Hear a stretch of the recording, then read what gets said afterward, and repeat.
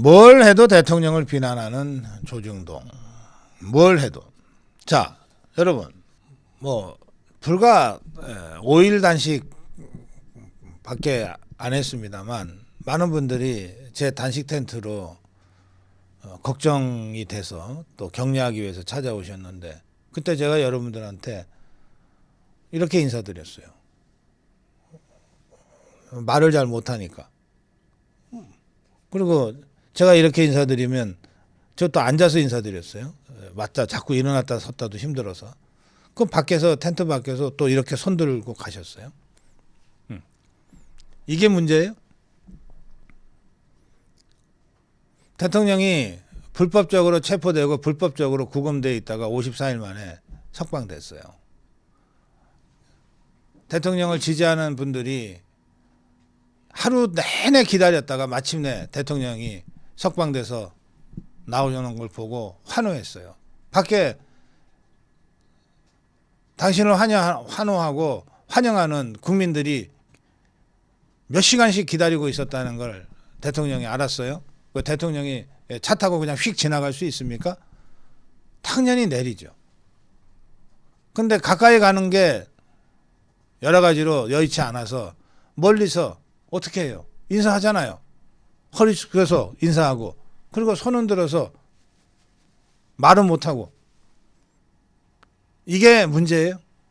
아니, 이것들 말이에요. 이게 제정신들이야? 동아일보는 사설로 주먹 불끈하고 인사한 이 주먹 불끈 사진을 딱 보이면서 주먹 불끈 지지층만 챙긴 윤이라고 썼어요. 어떠라는 거야, 그러니까. 어떡하라는 건데. 동아일보. 그러니까 어떡하라는 거야. 윤석열 대통령은 어떻게 해야 돼, 그러면. 더구나 이 동아일보는 거기다가 하나를 더 사악하게 붙였어요. 더 큰 분열 예고한 씁쓸한 풍경. 그 대통령이 불법 구금 당해 있다가 마침내 석방됐는데 그걸 환영하러 나간 시민들이 더 큰 분열을 일으키는 거야? 아니면 그 시민들이 너무나 고마워서 인사하고 주먹 불끈 쥐고 멀리서 이렇게 이 인사한 이거가 더 큰 분열을 예고하는 거야, 도대체? 어떡하라는 건데?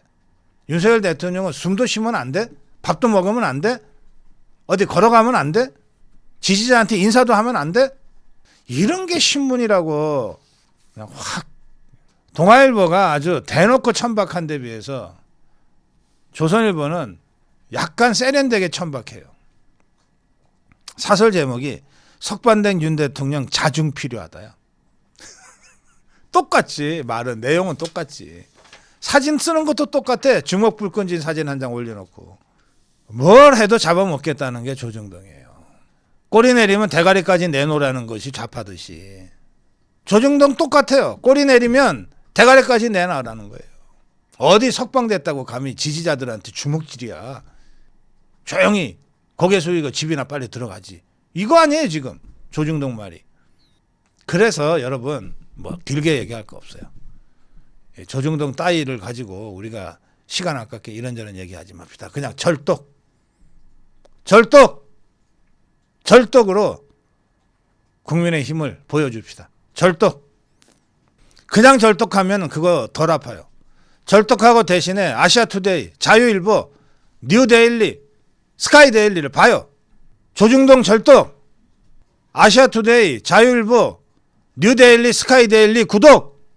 이렇게 우리 국민들의 힘을 보여줘야 저것들이 더 이상 저런 짓 못해요.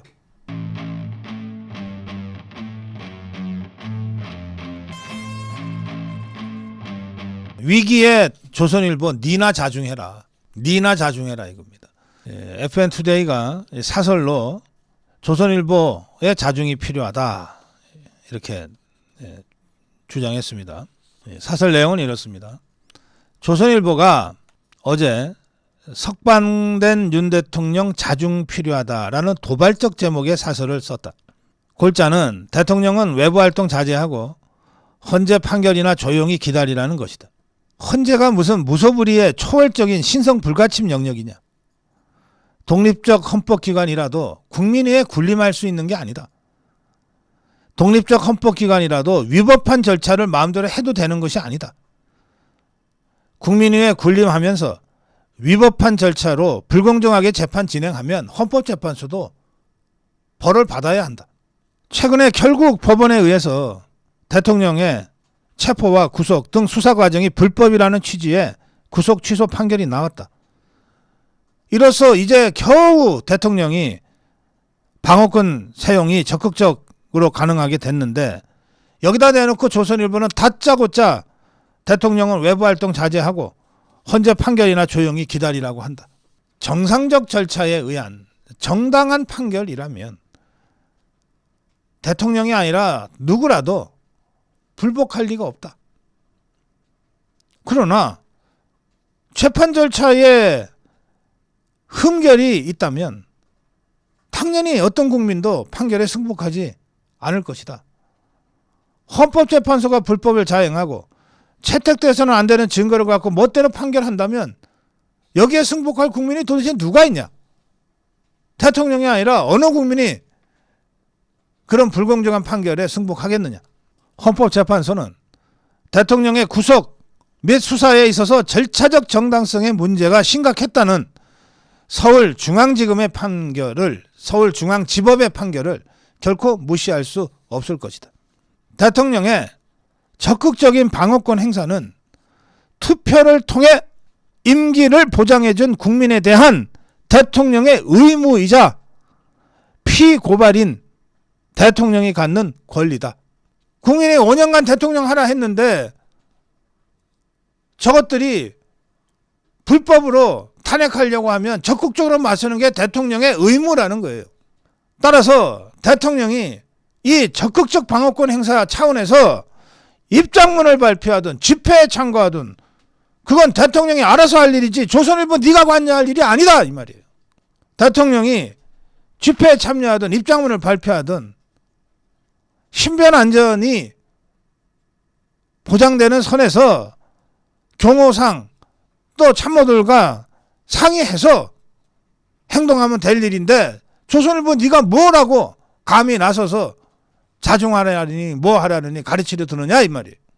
대통령은 그간 부족했던 방어권을 지금이라도 적극적으로 행사해야 한다. 그리고 누구도 적법하고 적절한 대통령의 방어권 행사에 방해를 해서는 안 된다. 어떤 누구도 그런 권리가 없다. 대통령은 당연히 입장문이나 담화문 발표를 통해서 그간의 사정을 국민들에게 알릴 필요도 있고 의무도 있다. 또 헌법재판소에 변론 재개를 신청할 권리도 있고 변호인단과 함께 기자회견에 나설 수도 있다. 특히 헌법재판소 재판은 단심으로 끝난다. 한 번 끝나면 되돌릴 수가 없다. 이런 단심제를 감안하면 투표로 대통령을 뽑아준 국민들을 위해서라도 마지막까지 적극적인 권리 행사를 충분히 행사할 수 있어야 한다. 그나마 남아있는 구독자라도 유지하고 싶으면 조선일보 입 다물라. 제가 더 보탤 필요가 없겠습니다.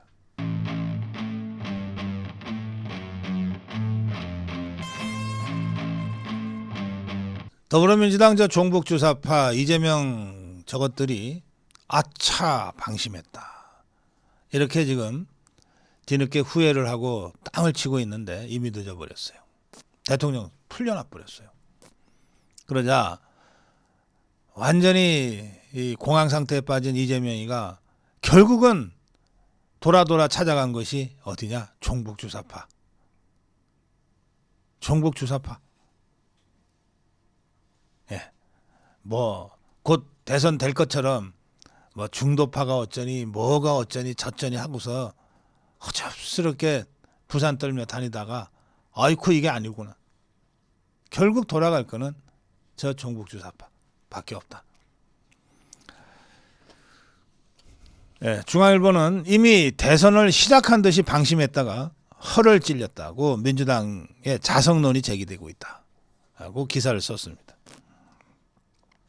도대체 왜 누구도 윤석열 대통령 석방될 거라고 하는 예상을 하지 못했냐. 실제로 더불어민주당 170여 명의 배지들 중에 단 하나도 대통령 석방을 예상한 자가 없었던 모양입니다. 그 박지원이도 몰랐던 모양이에요.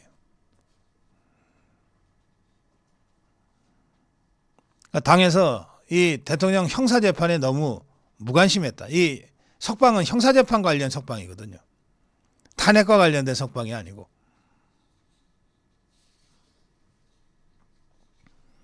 그러면서 뭐 이미 탄핵은 끝났고 대선은 시작된 것처럼 그렇게 호들갑들 떨지 않았냐. 그 바람에 우리가 천추의 한을 남기게 됐다. 뭐 이런 지그들끼리 하는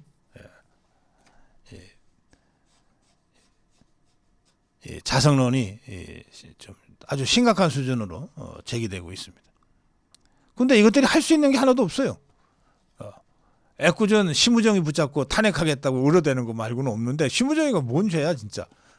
아니 이것들이 직위원이 욕도 못해요.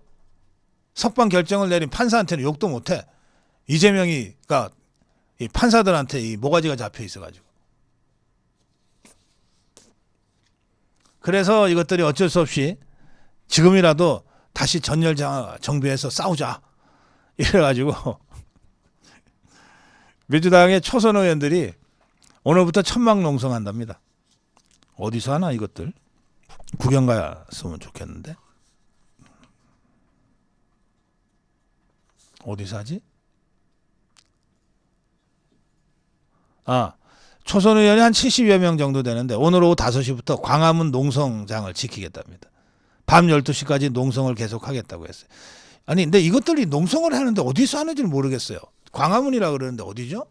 저 세종대왕 저쪽에 그 경복궁 그쪽으로 우리 광화문 집회 우리가 흔히 말하는 광화문 광장 여기에서는 아예 보이지도 않는 곳에서 몰래 하는 모양이에요.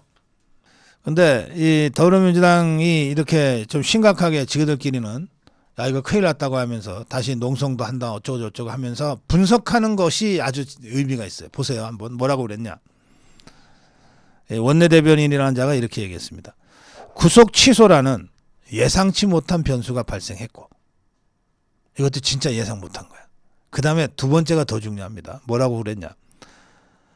보수 세력의 총 반격이 우리가 예상한 수위보다 깊고 넓게 형성돼 있다. 이것들이 우리 자유파의 광화문 집회를 전혀 이 정도일 거라고는 예상을 못했던 거예요. 그저 8년 전에 저것들이 한번 촛불 들고 일어나니까 그냥 완전히 가더라. 그때만 생각하고 이것들이 그냥 탄핵 했던 거예요.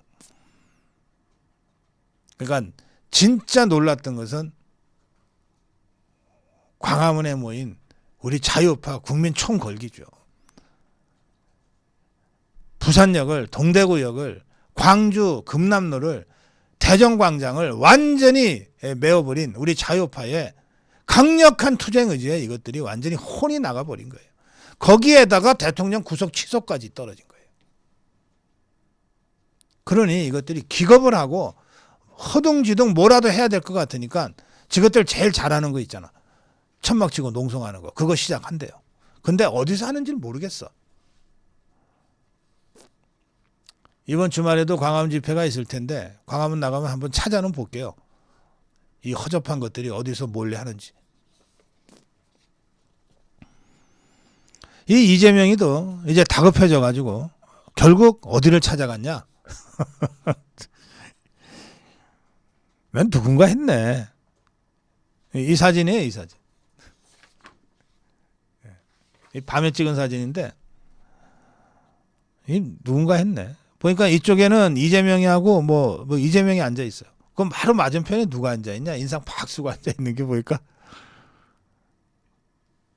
고성범. 이 박서군이 아니야? 박서군이?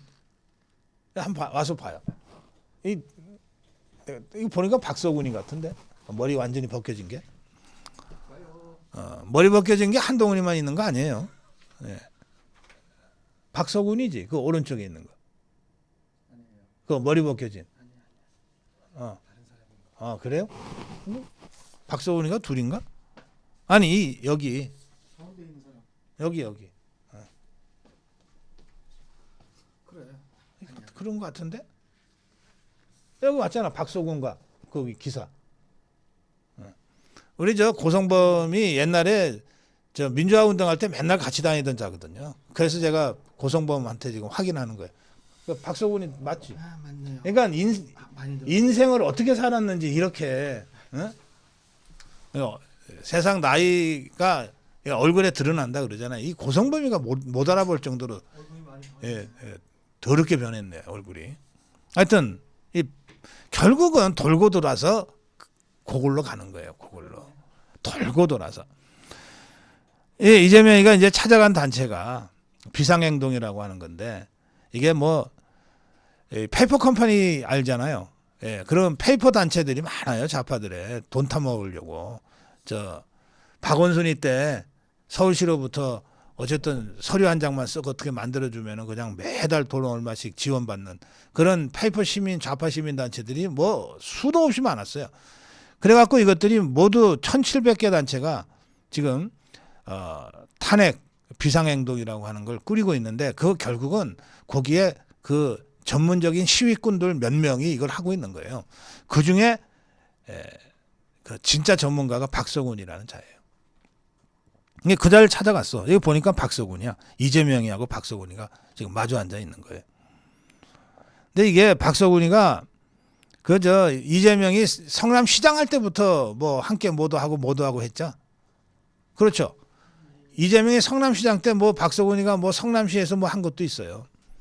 그러니까 수십 년간 이른바 지긋들끼리 동지인 관계지. 그래서 뭐 온갖 짓을 다 했어요.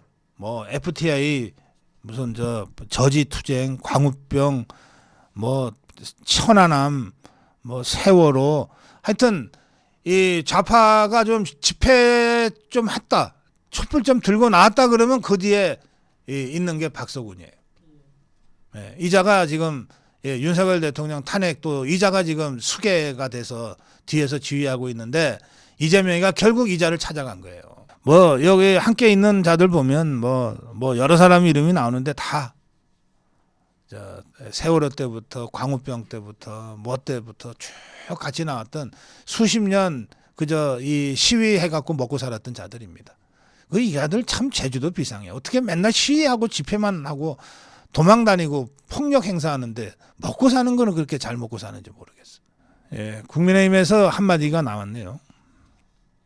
근데 지금 이 공동행동, 윤석열 대통령 탄핵 공동행동, 여기 모이는 그 공동 대표들의 이 단체 성격이 뭐냐면 한마디로 종북, 패미, 동성혼, 괴담, 공장 뭐 이런 것들이에요.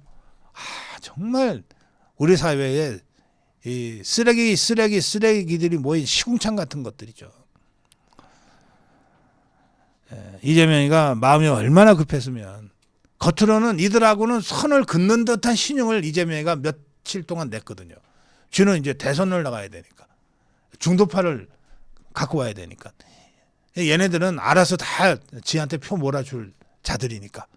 그래서 겉으로 선을 긋는 듯이 했던 이재명인데 얼마나 급했으면 얘들한테 밤에 튀어갔겠느냐 이거예요. 나 큰일 났습니다 하고. 그 정도로 지금 상황이 확 기울어져 버렸다. 확 기울어져 버렸다. 윤석열 대통령 석방은 그 정도로 이 탄핵 정국의 그 국면 전환을 아주 획기적으로 만들어낸 사건이었다. 그렇게 평가합니다.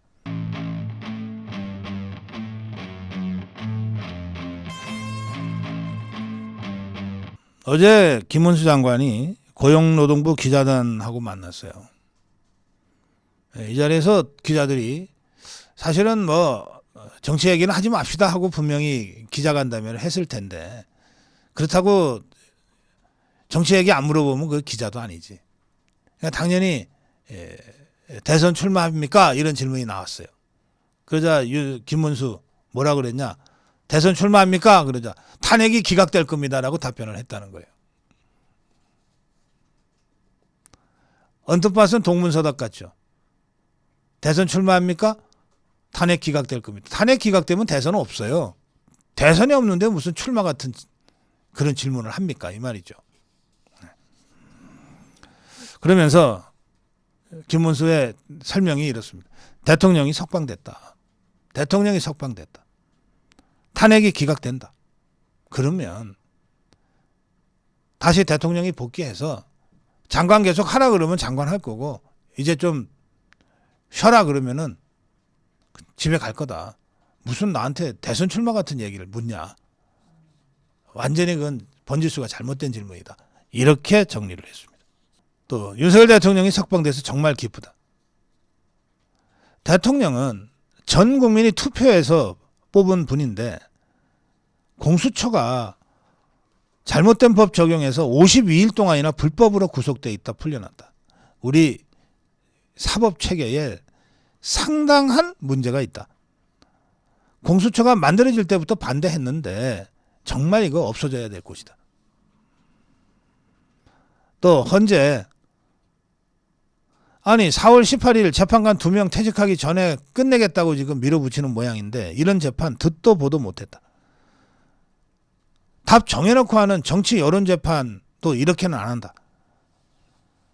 우리 사법제도의 공정성을 해치는 일방적이고 잘못된 재판은 지금이라도 바로 잡아야 한다. 생각을 해봐라. 이진숙 방통위원장 취임한 지 이틀 만에 탄핵 소추됐는데 이틀간 도대체 뭘 그렇게 잘못했길래 탄핵 소추됐겠냐. 그런데도 4대4 판결이 나왔다. 이게 정상이냐. 이건 공정한 법과 판사의 양심에 따른 판단이라고 도저히 받아들일 수가 없다. 그냥 딱 정해놓고 4명이 인용 때린 것 아니냐. 이런 식으로 하면 대통령 탄핵 심판도 볼 게 뭐 있냐. 인용 4명 나오고 기각 4명 나오겠지. 박근혜 전 대통령이 뭘 그렇게 잘못해서 탄핵됐나. 그런데 윤석열 대통령은 박근혜 대통령 때의 그 뇌물 무슨 비선 이런 것도 하나 없지 않냐. 그러면서 국무회의 얘기를 구체적으로 했습니다. 최상목이가 국무위원 간담회를 열어서 국무회의는 아니고 국무위원 간담회 분위기를 전해주고 있는데 그때 다들 이렇게 얘기했다. 한덕수 총리가 곧 돌아올 수 있다. 또 대통령도 4월 18일 이전에 돌아올 가능성이 있다. 그런데 지금 마은혁 임명이 말이 되냐? 마은혁은 절대 임명해서는 안 된다. 나 이런 의견 냈고 분위기가 대체로 그랬다. 최상목은 다른 건 몰라도 마은혁은 임명하지 않을 거다. 이제 이렇게 강하게 시사했습니다. 그러면서 마은혁에 대한 얘기를 구체적으로 합니다. 내가 그 사람 좀 안다. 마은혁 그 사람 좀 안다. 제가 노동운동할 때 김문수 장관 노동운동가 출신이잖아요. 제가 노동운동할 때 그때 그 마은혁 그 사람도 인민노련 인천지역 민주노동자연맹 인민노련에서 핵심 지도부를 맡았던 사람이라 잘 안다. 그때 인민노련은 사회주의 노동운동을 선언하는 기관지를 계속 발간했고 그 후 그 사회주의라는 생각이 바뀌었다고 밝힌 적이 한 번도 없다.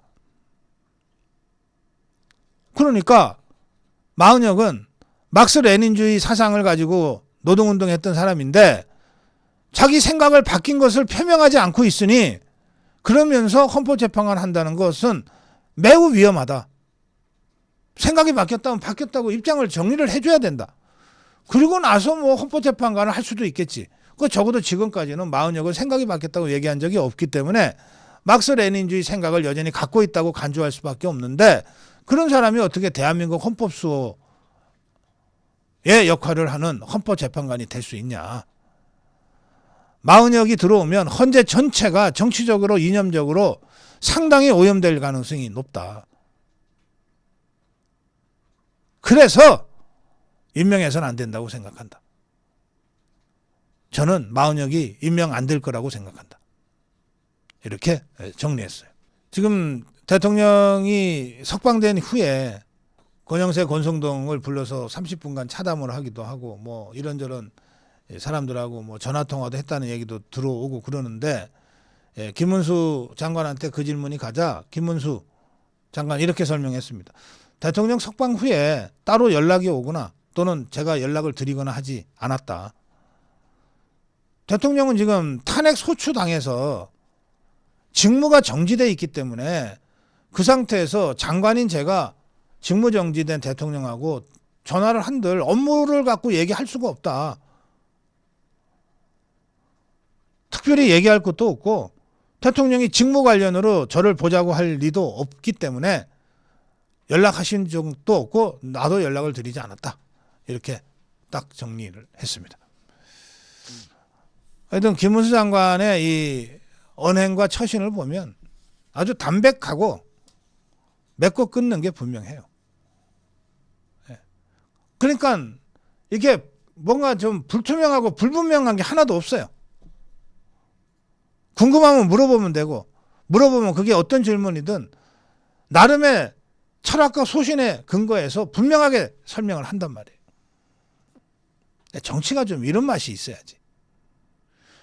이런 정치하는 것들이 잘못 배워가지고 정치를 뭐라고 말을 한 30분을 했는데 무슨 말인지 모르겠어.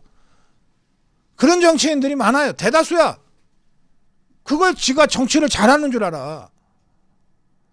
정치평론하면서 수십 년 정치평론하면서 잔뼈가 굵은 제가 정치인 대권주자를 불러놓고 뭘 말을 시켰어요.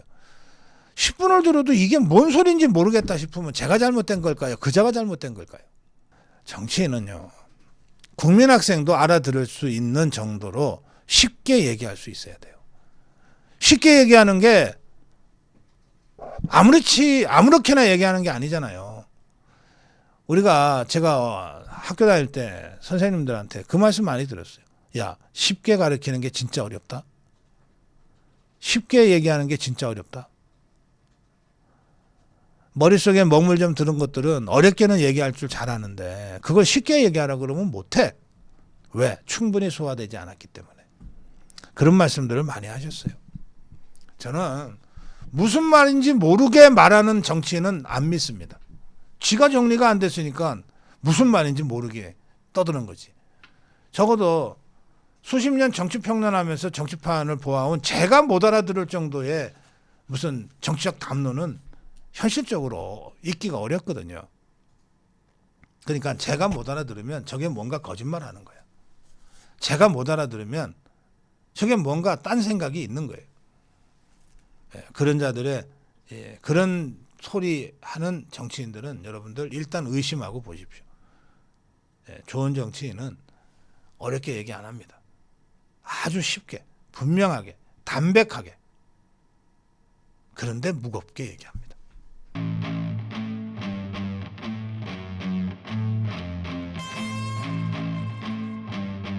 대통령의 절제에 흠집 내지 말라. 어제 윤석열 대통령은 권영세, 권성동을 관저에서 한 30분 차 마시면서 만났답니다.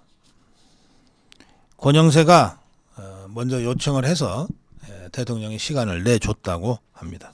그 자리에서 대통령은 그동안 당을 잘 운영해줘서 고맙다. 이렇게 인사를 했답니다. 대통령실 관계자는 윤석열 대통령은 석방된 이후에 외부 인사와의 접촉을 최대한 절제하고 관저에서 산책을 하거나 독서를 하는 것으로 알고 있다. 이렇게 설명했습니다. 외부 인사와의 접촉을 최대한 절제하고 절제한다는 거예요. 외부 인사와의 만남도 절제하니까 메시지도 절제한다는 뜻입니다. 메시지도 절제한다. 그런데 한 친윤계 의원은 윤석열 대통령 구속 취소야말로 공수처의 위법한 수사가 무효라는 것을 보여준다. 이제부터 국민의힘은 윤석열 대통령 탄핵 기각의 총력전으로 나서야 한다고 주장을 했는데 그건 국민의힘에서 알아서 할 일. 국민의힘에서 알아서 할 일. 자, 지금 우리가 이제는 헌재 앞에서 총력전을 하자고 당장 탄핵 저지 집회도 24시간 철야 농성 투쟁으로 전환하고 원외당의 위원장들도 철야 시위로 전환하고 총력전 하잖아요. 이거 윤석열 대통령이 시켜서 하는 겁니까? 아니잖아요. 우리 자유파의 자발적 결단과 의지적 판단 아닙니까? 원외당의 위원장들 대통령한테 지시받고 할까요? 대통령 만나지도 못해요. 그런 사람. 그냥 하는 거예요. 그렇듯이 국민의힘도 알아서 하는 거예요. 알아서 하는 거예요. 각자 알아서 이제 탄핵 각하 대통령 복귀를 위한 마지막 싸움이다 생각하고 각자 알아서 하는 거예요. 더 치열하고 더 가열차게 하는 거예요. 그런데 대통령은 대외 접촉 최소화하고 대외 메시지 최소화하면서 절제하고 헌재를 기다리겠다는 거예요. 저는 그게 맞다고 생각해요. 왜? 대통령은 이미 헌법재판과 관련해서는 할 것을 다 했거든. 보세요. 비록 절차적 흠결들이 수없이 많았지만 또 그 절차적 흠결에 대해서 대통령과 대통령 변호인단이 여러 차례 문제를 제기했지만 그러나 대통령이 끝내 헌재 재판을 거부하지는 않았어요. 거부하지 않고 헌재의 재판에 충실하게 임했고 그래서 마지막 절차인 최후 진술까지 했어요. 이것은 뭐냐? 대통령이 헌법재판의 여러 절차적 흠결에도 불구하고 헌법재판소의 재판 과정을 받아들였고 존중한다는 뜻이에요. 그래서 그 헌법재판소의 절차의 마지막 순서인 최후 진술까지 66분간에 걸쳐서 직접 한 거예요. 그러니까 헌법재판과 관련해서 윤석열 대통령은 자신이 할 수 있는 모든 걸 다 했다는 거예요. 그런데 재판에서 말이죠. 재판정에서 충분히 자기가 할 얘기들을 다 하고 또 자기가 제출하고 싶은 의견 서류들을 충분히 제출을 하고 그리고 나면 재판 결과를 겸허하게 기다리는 것이 재판부가 보기에 이 정도를 걷는 길이에요. 재판에서 다 해놓았는데 그걸 또다시 바깥에서 자꾸 언론 플레이 하듯이 하는 것은 이건 이제 헌법재판관들의 입장에서도 압력이나 압박으로 느껴질 수가 있어요. 그러니까 지금과 같이 이제 모든 재판 변론이 끝났고 평일을 거쳐서 평결까지 가는 아주 극히 예민한 요 시점에 국민들 입장에서야 대통령 탄핵 각하해야 된다고 계속 소리쳐야죠. 우리들은 그렇게 해야 돼. 그런데 재판의 당사자인 윤석열 대통령은 절제하고 헌재의 판결을 존중하겠다는 태도를 보이는 거예요. 그것이 헌법재판관들한테 주는 안정성이 있어요. 저는 그 점이 윤석열 대통령이 매우 전략적으로 올바르게 행동하고 있다고 보는 겁니다. 그래서 대통령실에 그런 얘기가 나오는 겁니다. 외부 인사와의 접촉을 최대한 절제하고 다른 메시지 내지 않고 헌재의 판결을 겸허하게 기다리겠다. 기다리고 있다. 이런 얘기가 그래서 나오는 겁니다. 그러니 우리가 투쟁하면 돼요. 투쟁은 우리가 하는 거예요. 투쟁은 우리가 하는 거고 재판 당사자인 대통령은 이미 충분히 재판 과정에서 할 수 있는 모든 걸 다 했으므로 이제 절제하고 겸허하게 판결을 기다린다. 이런 스탠스로 가는 것이 맞습니다.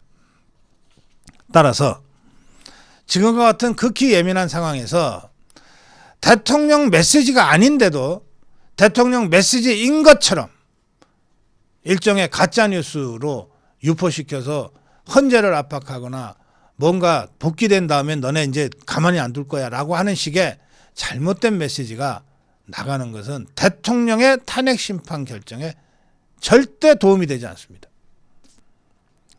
저는 이렇게 봅니다. 지금 4대4로 팽팽하다. 처음부터 대통령 파면시키려고 인형적으로 가 있는 4명 말고 다른 4명은 각하냐 기각이냐라고 하는 의견 차이는 있을지 몰라도 어쨌든 탄핵 반대쪽에 있다. 이들을 최대한 명분 있게 그리고 자존심 살려가면서 이 탄핵 심판을 가야 된다. 그러려면 적어도 당사자인 대통령은 이들을 존중하는 태도를 보여야 한다. 압박하는 모습을 가서는 안 된다.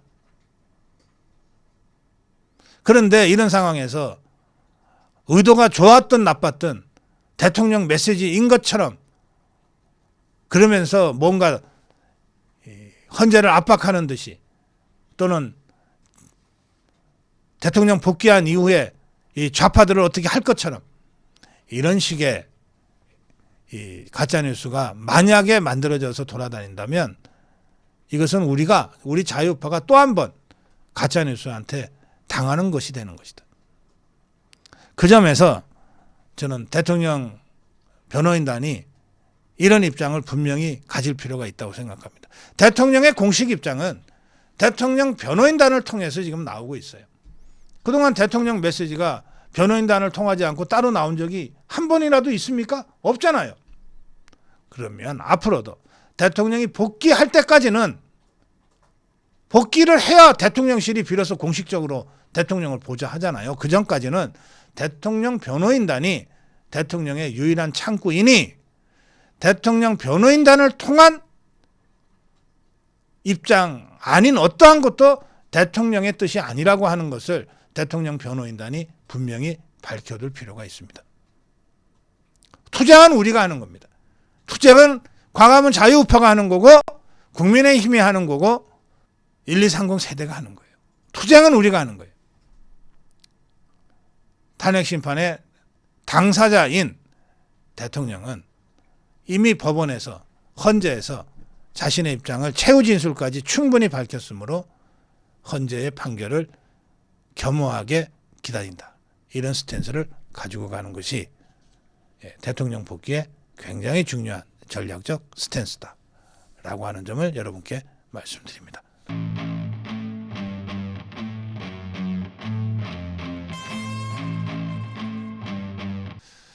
또라이가 설치는 거 보니까 급하긴 되게 급했네. 네, 지금 종북주사파 더불어민주당 이 개딸들이 그야말로 집단 광기에 빠졌습니다. 뭐 막판 총력전을 펼친다고 하는데 하는 짓들이 그야말로 집단 광기와 발작 수준입니다. 그런데 이걸 맨 앞에 서서 선동질하는 또라이가 하나 있어요. 그게 도울인지 뭔지 뭐 참네 정말 별것들이 다 나서요. 이게 이 도울이 이게 말이죠. 무슨 지도 뭐 유튜브인가 뭔가를 하는 모양이죠. 윤석열 대통령이 단군 일의 가장 악랄한 지도자랍니다. 그러면서 탄핵이 기각되면 대한민국이 완전히 망할 거라는 거예요. 절대 복귀시키면 안 된다. 이렇게 아주 저주를 퍼붓듯이 이 대통령을 공격하고 나섰습니다. 이런 또라이들이 설칠 정도가 됐으니 저것들이 급하긴 되게 급했던 모양입니다. 지금 종북주사파들이 막판 대공세 마치 베트콩 이 호주명과 베트콩들이 월남 무너뜨리기 직전에 무슨 구정대공세 하듯이 지금 총공세에 나서고 있는데 근데 이것들 화력이 워낙 변변찮아요. 이것들 화력이 워낙 변변찮아서 뭐 저는 이것들 총공세에 나서 봤자 그냥 웃음거리나 되고 말 거다라고 생각을 합니다만은 어쨌든 이것들도 다 국회의원 배지 달고 있는 것들이 170명이나 넘으니까 그래서 하여튼 뭐 이런저런 이벤트를 지금 만들어내고 있는 것 같습니다. 뭐 단식을 하네, 삭발을 하네, 성명서를 발표하네, 농성을 하네, 행진을 하네, 뭐 하여튼 저것들이 할 수 있는 거, 뭐 이런저런 아이디어들은 지금 다 해보는 것 같습니다. 이걸 통해서 어쨌든 세과시를 하겠다는 전략인데, 근데 이거 이제 이렇게 되면 이제 이재명이한테 마지막 그 한건주의 같은 충성 경쟁도 가세해서 온갖 택도 아닌 아이디어들이 막 쏟아져 나오거든요.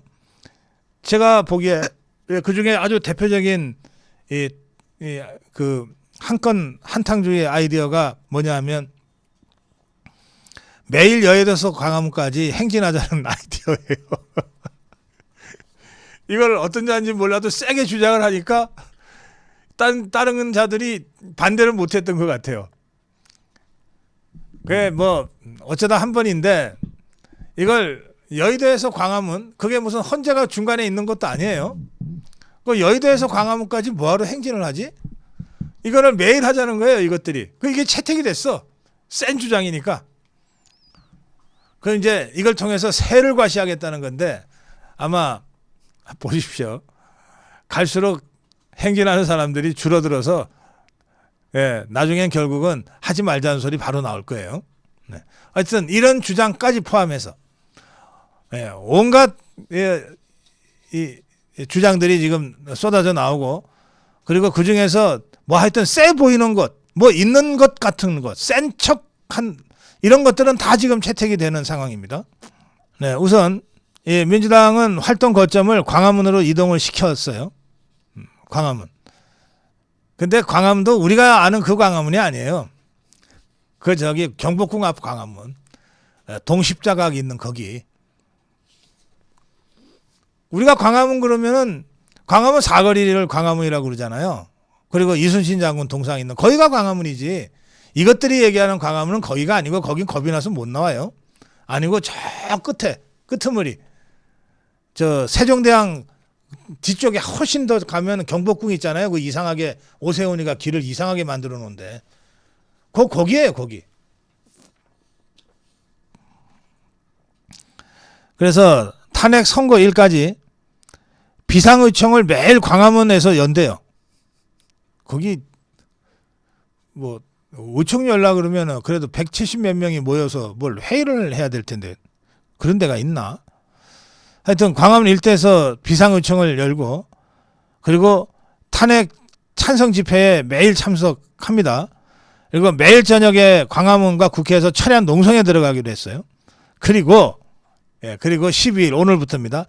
매일 오후 4시에 국회에서 광화문까지 도보행진을 하겠답니다. 이거 아주 볼만할 거예요. 몇 명이나 하는지 머릿속 하나하나 세봐야 되겠어요. 그리고 여기에 국회의원들하고 당원들하고 그다음에 국민들도 자발적으로 참여시키겠다고 했는데 이것들 자발적으로 참여할 사람이 어디 있어요? 결국은 동원하겠다는 거지. 민노총이 동원될지 정교조가 동원될지 모르겠는데 하여튼 동원하겠다는 거고, 그저께 그 이재명이가 그 가서 넙죽 엎드렸잖아요. 이 좌파 거두들 앞에서 저 살려주세요. 그러니까 아마 그쪽에서 좀 동원해 주겠죠. 아니면 이런 황당한 발상은 그쪽에서 나왔을지도 몰라요. 저 좌파 그 암흑의 어둠의 세력들 머릿속에서 나왔을지도 몰라요. 근데 그것들이 또 지머리가 있냐? 지머리들도 없어요.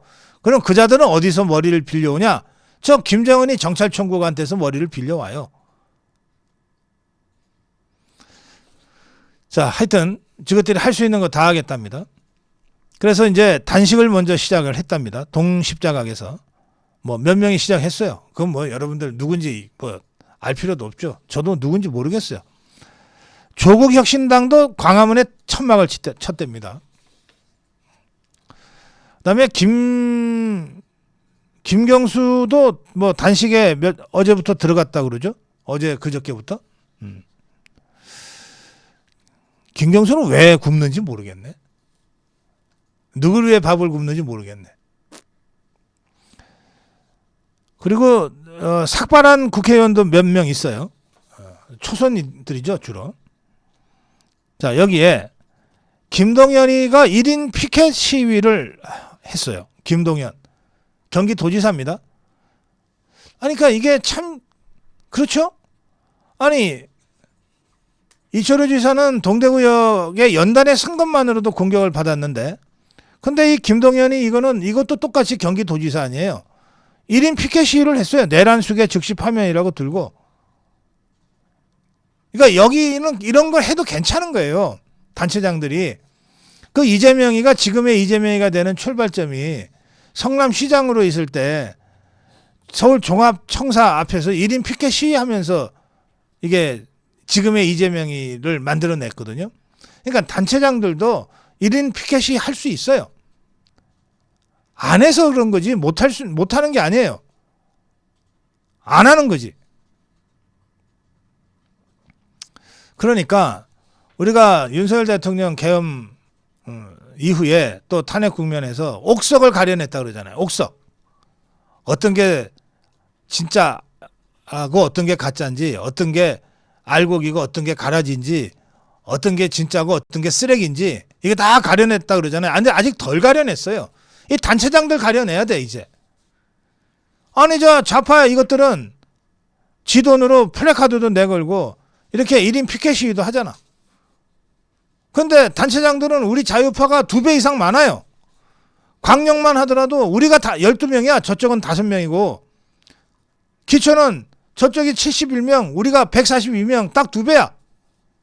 왜 안 해 도대체?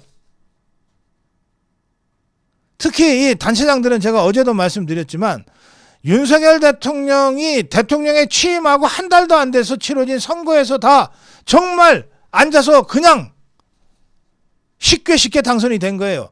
윤석열 대통령 덕분으로. 정부 윤석열 키즈들이야. 이것들이 왜 안 하냐고 도대체 대통령 이 탄핵 반대 투쟁을. 그리고서 당장 내년에 선거하면 또 공천 달라 그러겠지.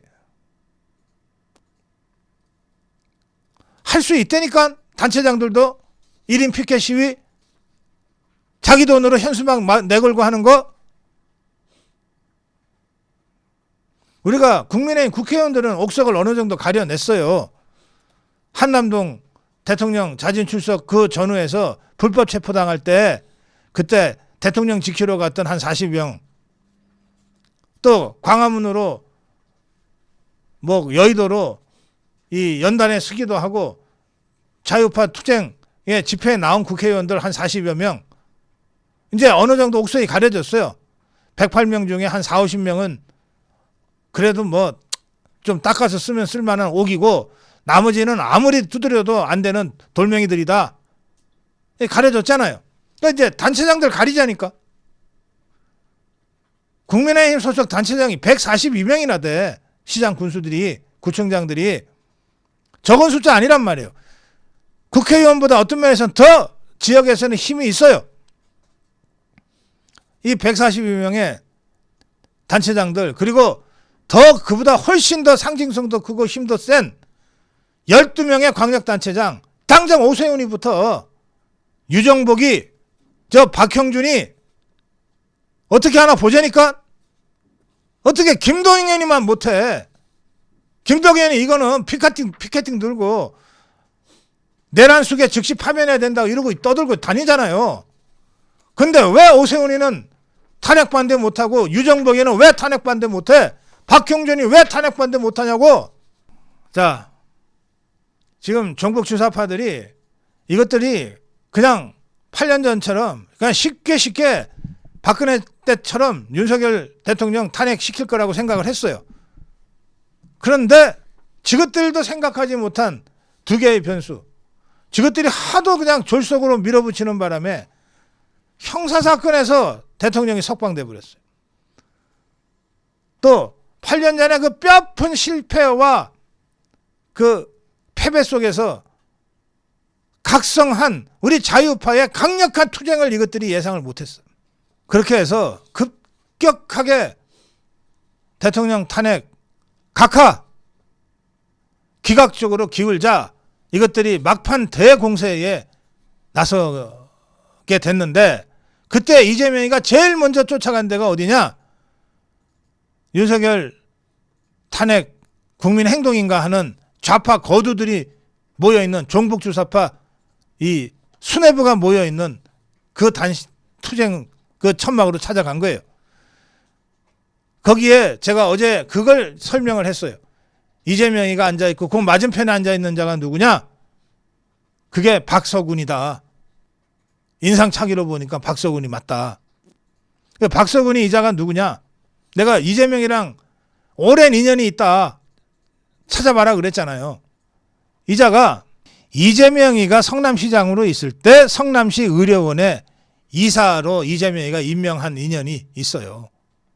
아주 가까웠어. 3년 동안 이사를 해먹었으니까. 그러니까 이 박서군이는 이재명이랑 한솥밥을 먹은 지 벌써 20년 이상 된 그런 사이라는 거예요. 물론 운동권 족보로는 박서군이는 엄청 높지. 이재명이는 저 밑이지. 아마 사석에서는 이재명이가 딱 무릎 꿇고 박서군이 앞에 앉아서 쎄쎄할 그런 관계일 거예요. 자, 그런데 이 박서군이 이자는 2007년에는 FTA 반대 투쟁, 2008년에는 광우병, 2016년에는 박근혜 탄핵, 2023년 후쿠시마 오염 처리수 탄핵, 하여튼 종북 주사파가 자유파를 밀어붙이고 자유파 대통령을 밀어붙이는 투쟁에는 늘 맨 앞에 서 있거나 가장 중심적인 역할을 한 자야. 박서군 이자가. 그래서 감옥도 여러 번 갔다 왔어요. 불법 시위 혐의로. 이재명이랑의 인연은 10년 전에 이재명이가 성남시장으로 있던 2016년에 성남시 의료원 이사로 임명해서 그때부터 아주 긴밀한 한솥밥을 먹는 관계가 됐어요. 그러니까 지금 이 이재명이는 할 수 있는 모든 걸 진짜로 다 하는 거예요. 그냥 더불어민주당 170여 명의 국회의원들만 동원한 게 아니라 지금 종북주사파에 현실적으로 가장 행동력 있는 종북주사파의 수뇌부에 찾아가서 도와달라, 살려달라. 이렇게 해서 지금 함께 움직이고 있는 거예요. 그러니까 저 종북주사파들, 전문 시위꾼들이 하는 모든 이 투쟁 방식들이 다 동원되는 거예요. 단식, 농성, 행진, 집회, 시위, 성명서. 그런데 다 해서 다 그래 해봤자 저것들의 새가 얼마나 별거 아닌 건지를 드러내는 것 결과에 그칠 것이다. 별거 아니다. 한번 보십시오. 당장 오늘부터 행진한다 그러는데 몇 명이나 하는지, 그리고 과연 저게 동원된 건지 자발적인 시민들이 하는 건지 한번 보시라고요. 제가 광화문 나가서 한번 직접 찾아보려고 그래요. 저것들 진짜 농성장에 농성은 제대로 하는지, 단식하는데 단식은 제대로 하는지. 우리 자유파 이 유튜버들도 이것들이 한다 그러니 가서 제대로 하는지는 한 번씩 확인할 필요가 있겠습니다.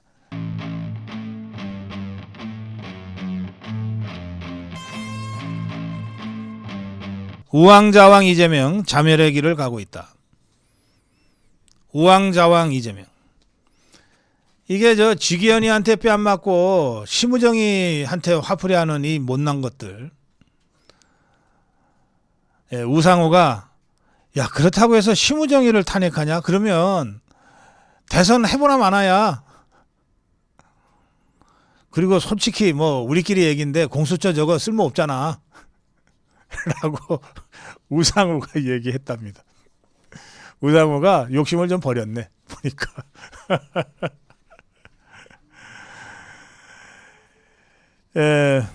이재명이한테 학살당했던 자들 있잖아요.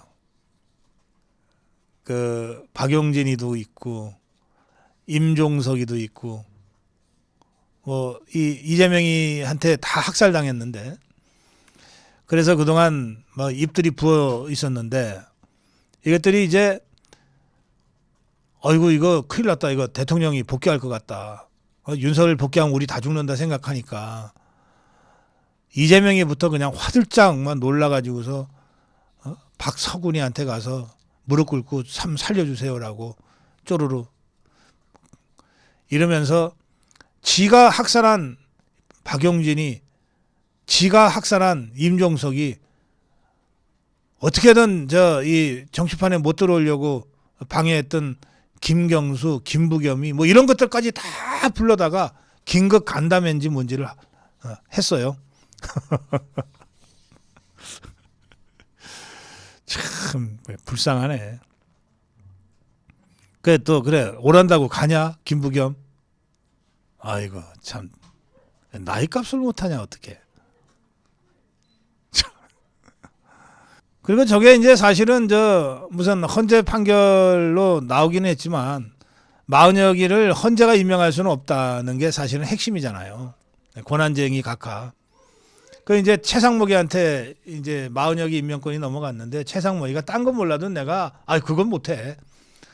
그리고 이 국무위원들이 전부 최상목이한테 너 마은혁이 임명하면 우리 다 그만둘 거야. 그리고 너 죽어. 지금 다 그런 상황이라 마은혁 임명은 이제 물 건너 갔단 말이에요. 그런데 이것들이 워낙 뭐 다급해지니까 다시 마은혁이를 또 끄집어내고 있어. 이 참 잔머리로 국회의장까지 되느라고 고생했는데 우원식이가 이 좌파들이 이런 이 압력을 주니까 또 나와가지고서 마은혁 임명해야 돼 뭐 이러고서 기자회견인지 뭔지를 했답니다. 그야말로 갈짓자 우왕좌왕이에요. 그런데 자 여러분 상식적으로 생각해 보세요. 이미 다 끝나버렸어요. 마은혁이는. 그런데 이 마은혁이를 다시 이 어떻게든 임명하려고 하는 이유는 뭘까요? 저것들 얘기 그냥 괴담 퍼뜨린 대로 8대0이면 마은혁이가 왜 필요해? 저것들 괴담 퍼뜨리는 대로 이미 6대2로 대통령 파면하기로 결정됐다 그러면 마은혁이가 왜 필요한데? 이것들이 거짓말을 해도 좀 앞뒤가 맞게 해야지. 도둑질도 손발에 맞아야 하는 거고. 자, 이렇게 해서 갑자기 박성훈이한테 막 뛰어들어가서 살려주세요 형님 그런 거 아니에요? 이재명이가 밤에 그래 놓고는 또 이자가 갑자기 이게 이 정규제를 보수 유튜브라고 봐야 되는지 잘 모르겠는데 정규제랑 뭐 또 대담을 했다고 또 이게 뭐 기사가 됐어요. 정규제가 언제 보수 유튜브입니까? 그 사람 보수 맞나? 조갑제 정규제가 보수 맞아요 여러분? 하여튼 이 이재명이가 그러면서 이런 소리를 했어요. 연쇄 탄핵을 했다 29명이나 라고 하는 비판에 대해서 우리는 헌법 테두리 내에서 권한을 좀 과하게 썼다는 비판을 받을지언정 불법은 안 했다 이랬어요. 자 팩트 체크. 권한을 과하게 쓴 거를 무슨 죄라 그럽니까? 권한을 과하게 쓴 거. 직권남용죄입니다. 그게. 그러니까 이게 나는 이재명이가 변호사라는 게 참 믿기지가 않을 때가 많아요. 내가 중앙대를 뭐라 그러는 거 아닙니다. 예. 그리고 뭐 이재명이가 변호사 될 때는 사법시험이니까 중앙대하고는 관계 없어요. 그 사법시험은 국가에서 보는 거지. 이자가 어쨌든 사법시험을 통과해갖고 연수원까지 보내놓고 나서 무슨 변호사를 하고 했는데 난 도저히 이해가 안 돼. 권한을 과하게 쓴 게 권한남용 그리고 직권남용이거든. 이게 죄란 말이에요. 그러니까 지가 죄를 저질렀다고 자꾸 자백을 하고 다녀. 그러면서 불법은 안 했대. 그게 불법인데. 그러면서 비상계엄 선포가 불법이라는 거예요. 비상계엄은 100%, 120% 합법, 적법 테두리 안에서 된 거잖아. 우리가 다 봤잖아. 밤새도록 생중계를 하면서 우리가 다 봤잖아. 자, 이게 뭐 정규제니 뭐니랑 만나서 뭐 이런 걸 했답니다. 그런데 또 웃기는 얘기 하나 있어요. 이거 웃으면 안 되는데. 왜 이재명이 기사는 전부 다 웃기지? 암살 계획을 제보받았대. 암살 계획을 제보받았대. 자, 여러분, 자, 보세요. 제보라고 하는 것은 뭔가 나름의 구체적인 근거, 정보라고 하는 거를 가지고 제보하는 거예요. 정보를 제보하는 걸 제보라 그러지. 이를테면 SNS에 막 돌아다니는 여러 가지 것들을 저한테 보내면 그걸 여러분이 제보라고 합니까? SNS에 하루에도 수십만 건의 글들이 올라오고 또 재밌는 영상 올라오고 막 그러잖아요. 그걸 여러분들이 저한테 보내주는 걸 제보라고 하나요? 아니잖아요. 그냥 링크해 주는 거지. 퍼날라 주는 거지. 제보는 그런 게 아니고 뭔가 구체적인 정보가 있을 때 그걸 제보하는 거거든요. 더구나 이게 암살 계획이야. 제목이 암살 계획이라고 돼 있어. 계획이라고 하는 건 뭐예요? 언제, 어디서, 어떻게, 누가, 누구를, 뭐 이런 게 있어야 이게 뭐 계획이잖아, 계획. 그 암살 계획을 제보를 받았다고 민주당이 공개를 했어요. 그러니까 누군가가 민주당한테 몇 월 며칠 몇 시에 어디서 이재명을 어떤 방법으로 암살을 하려고 하는 계획이 있어요 라고 제보했다는 뜻이잖아요. 제목을 보면. 그래서 봤어. 자, 더불어민주당이 밝힌 거는 이런 겁니다. 지도부를 포함해 다수 의원이 제보를 받았대. 여기서부터 좀 이상하죠. 아니, 제보하는 사람이 지도부를 포함해 다수 의원이 제보를 받아? 제보가 아니야, 보니까. 내용의 문자를 받았대. 저도 하루에 정말 우리 고성고 TV의 그 고성범 본부장이 갖고 있는 고성고 TV 전화로 하루에 정말 줄잡아 500건에서 1000건 이상의 문자를 받아요. 그게 다 제보입니까? 그냥 문자지. 근데 여기에 보면 러시아제 권총을 밀수해 이 대표를 암살하려는 계획이 있다. 이렇게 돼 있어요. 이 사람, 이게 더불어민주당이 공개한 거야. 이런 계획이 있대. 자, 여러분. 제가 추정 60분 진행자로 활동했던 때가 1995년, 6년 이때입니다. 그러면 30년 전인가요? 30년 전이죠. 그때 제가 제보를 받고, 이런 건 이제 제보입니다. 제보를 받고 우리 PD가 취재에 들어갔어. 예비 취재에 들어갔어. 이게 사건이 되는지 안 되는지. 일주일을 예비 취재를 하고 돌아온 PD가, 그 PD 지금도 뭐 누구라 그러면 알아요. PD가 보고를 하는 거예요. 제보는 제가 익명으로 말씀드릴게요. 아주 저명한 연예인이고 거의 국가대표급의 사격 선수였어요. 이분이 제보를 한 거예요. 제보 내용은 러시아 마피아들이 남대문 시장으로 러시아제 무기를 지금 밀반입을 해서 팔고 있다. 총기뿐만 아니라 실탄까지도 몇만 원이면 살 수 있게 유통이 되고 있다. 이건 굉장히 심각하니까 대한민국 치안과 안보와 관련해서 너무 심각한 문제니까 이거 경종을 울려야 된다. 추정 60분이 밖에는 이런 거를 심층 취재해서 보도할 매체가 없다. 이렇게 제보를 한 거예요. 그래서 그 제보를 확인하기 위해서 일주일을 잠복 취재를 했어. 팩트가 확인이 됐어요. 그래서 그 PD가 가보니까 제보 내용이 상당히 사실에 근접하고 충분히 이 프로그램이 될 것 같습니다. 제가 취재 가겠습니다. 본격 취재 들어가겠습니다. 근데 결국 우리가 그 취재를 포기했어요. 이유는 너무 위험해서. 그 당시에 막 몰래카메라가 이제 이 취재용 몰래카메라가 막 도입됐던 때이기 때문에 좀 원시적인 거죠. 이 무슨 가방 같은데 볼펜처럼 뭉툭한 몰래카메라 가지고 들어가서 이제 취재하는 건데 이 상대가 러시아 마피아들이잖아요. 이게 취재하다가 자칫 이게 잠입 취재라고 하는 것이 드러나는 순간 PD의 목숨을 보장할 수 없는 상황이고 더구나 이런 취재 경우에 우리가 사전에 경찰하고 상의도 못하는 거거든요. 그래서 PD 저널리즘이 그때 살아 있었어요. PD는 제 괜찮습니다. 제 목숨 걸고 꼭 이거는 특종으로 한번 하겠습니다 했는데 책임자, 프로그램의 책임자 부장이에요. 부장이 너무 위험하다. 내가 너를 아무리 특종 욕심은 나지만 너를 내가 사지로 몰아넣을 수는 없다. 이래갖고 우리가 포기를 했어요. 그래서 그 프로그램은 제작이 안 됐습니다. 자, 제가 이 말씀 드리는 이유는 뭐냐. 30년 전에 예비 취재 단계에서 남대문 시장에서 몇만 원이면 러시아제 권총과 실탄을 살 수 있었다는 거예요.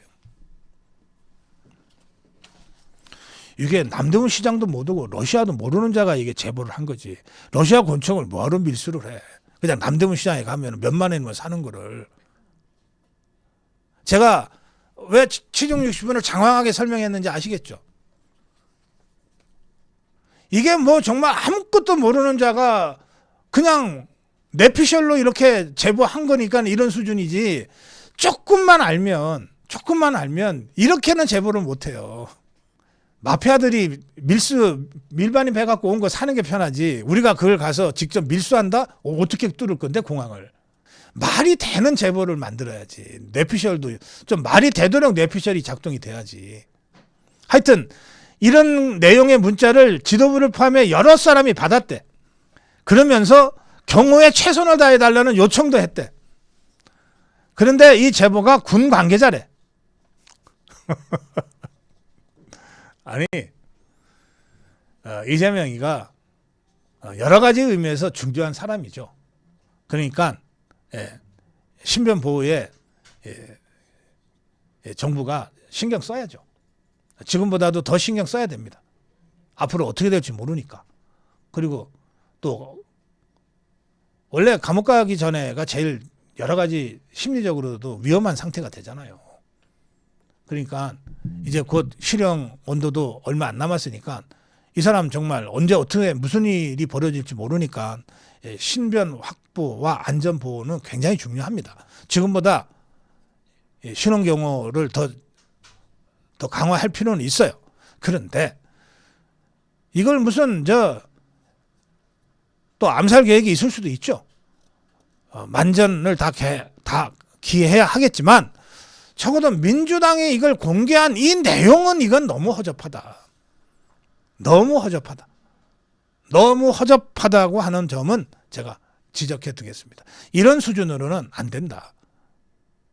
좀 제대로 신변공호해라. 그리고 또 하나가 더 있어요. 탄핵 촉구를 하는, 그러니까 좌파들 집회인데 탄핵 촉구를 하는데 왜 서초동에 가서 하지?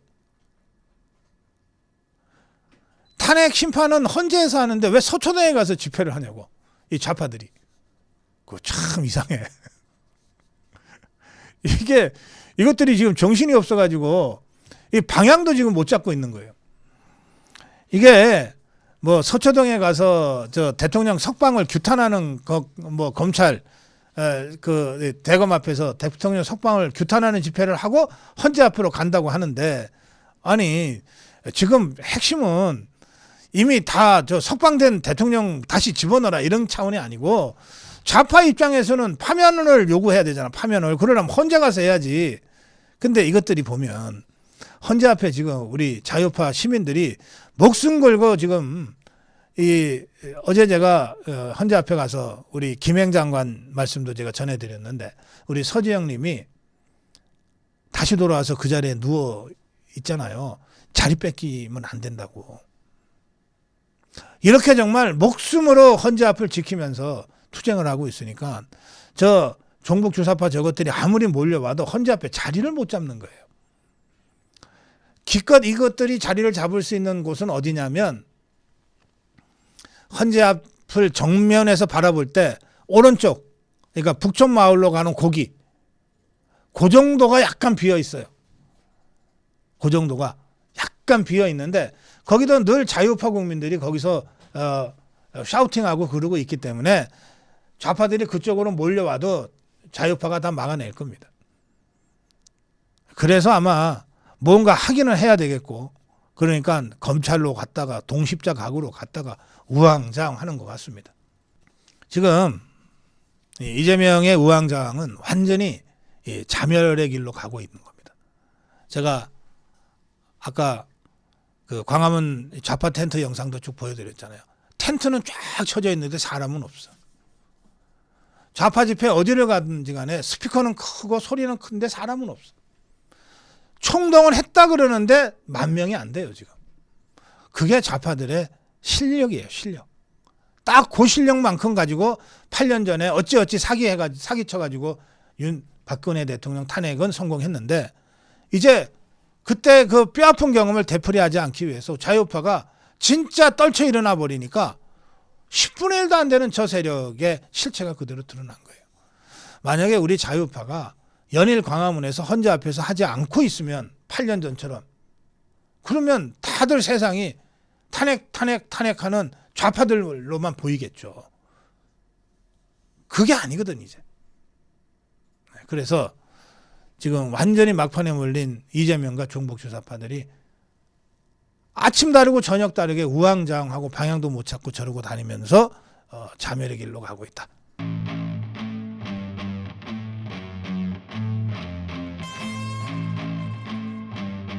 (8연속) 줄 기각, 대통령 탄핵 기각으로 연결돼야 한다.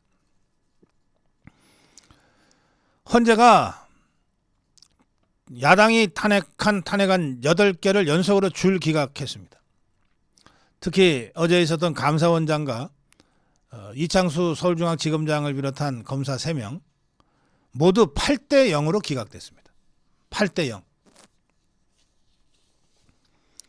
결과적으로 국회가 졸속 부실 탄핵으로 자 8대 0으로 기각이 됐지만 이미 90여일간 감사원과 중앙지검은 수장 공백 사태로 인해서 피해는 잔뜩 본 상태가 돼버렸습니다.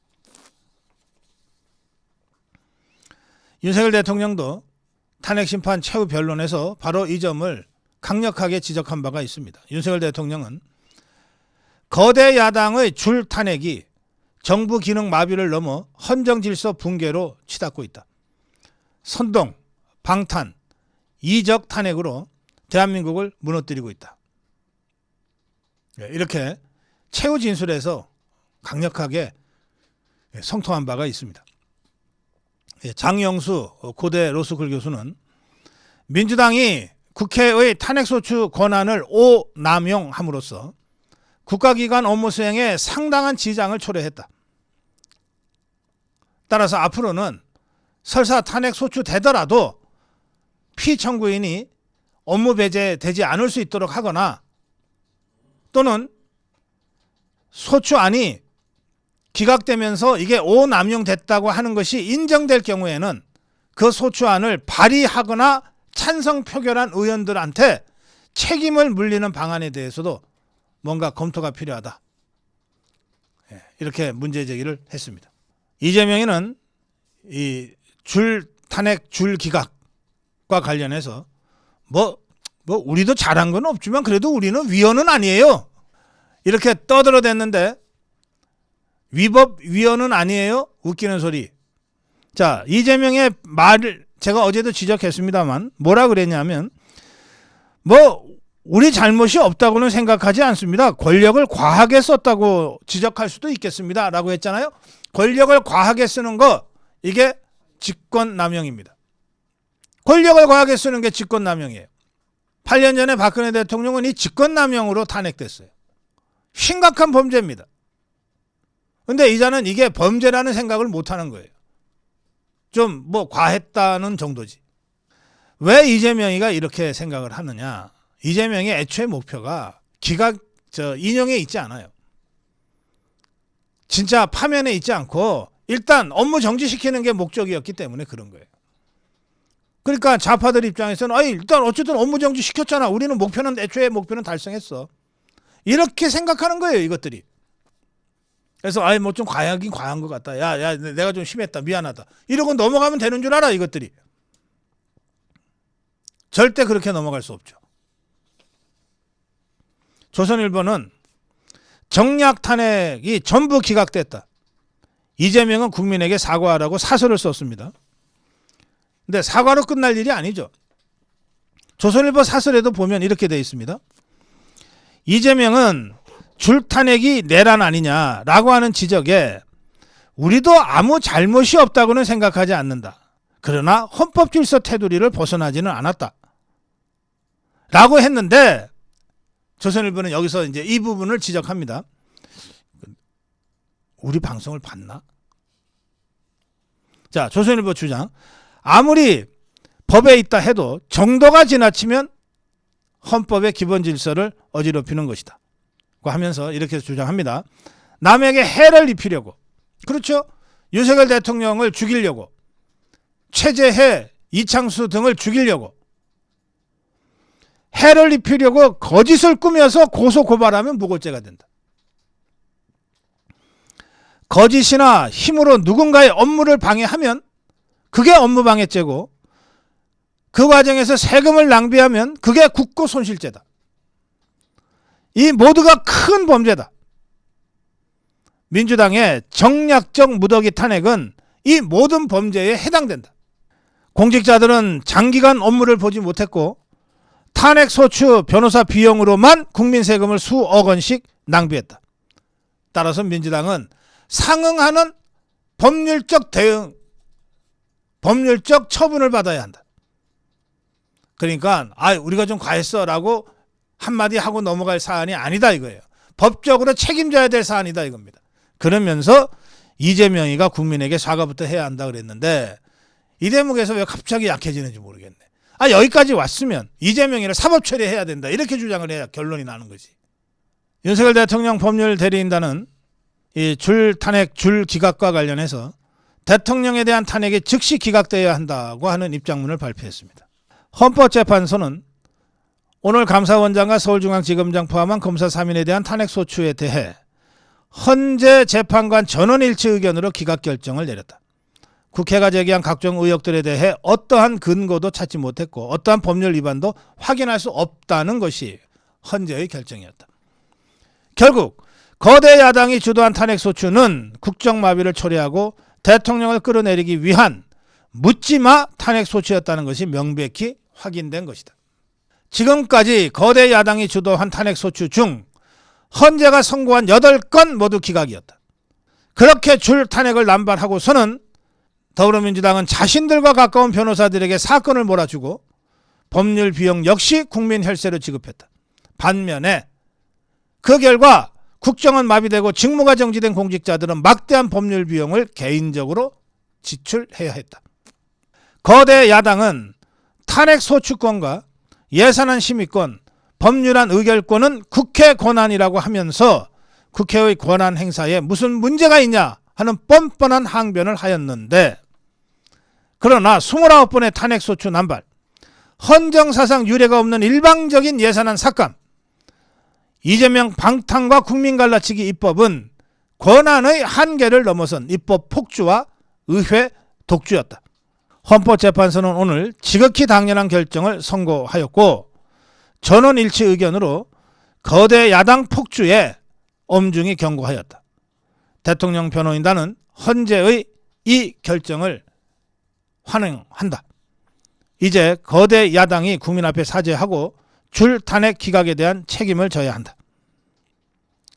국민들은 이런 헌재의 줄 탄핵 줄 기각 과정에서 대통령이 비상계엄 선포를 통해 진정 알리고자 했던 것이 무엇이었는지 알게 되었다. 대통령에 대한 국민의 재신임이 확인되고 있다. 대통령에 대한 탄핵 심판 과정에서 탄핵 공작과 내란몰이를 위한 증거 조작과 증인 회유도 드러났다. 헌법재판소는 이제 국민의 요구에 응답해야 한다.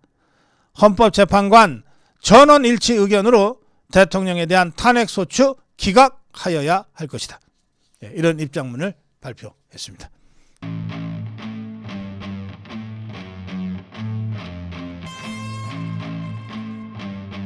내란 선동으로 협박하는 좌파. 지금 윤석열 대통령의 탄핵 각하 또는 기각이 확 실시되고 있는 상황이 되자 저 종북 주사파들이 마지막 발악을 하고 있다고 제가 며칠째 지금 전해드리고 있습니다.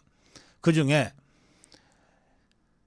민주당 보좌관 출신이거나 민주당으로 어떻게 출마 한번 해보려고 줄 섰던 자들이 이 좌파 유튜브를 진행하고 있는데, 이 좌파 유튜브 뭐 그 이름도 제가 잘 처음 듣는 거고 다들 뭐 누군지 모르는 것들이기 때문에 뭐 굳이 이름까지 얘기할 거 없겠습니다. 하여튼 이런 것들이 유튜브라고 하는 걸 하면서 온갖 망언과 심각한 내란 선동을 하고 있다는 것들이 사실로 지금 확인이 되고 있습니다. 자유통일당에서 이들을 내란 선동 혐의로 처벌해야 한다면서 고발을 예고한 상태입니다. 이 자들이 그 좌파 유튜브에서 떠들어댔던 내용은 이런 것들입니다. 이제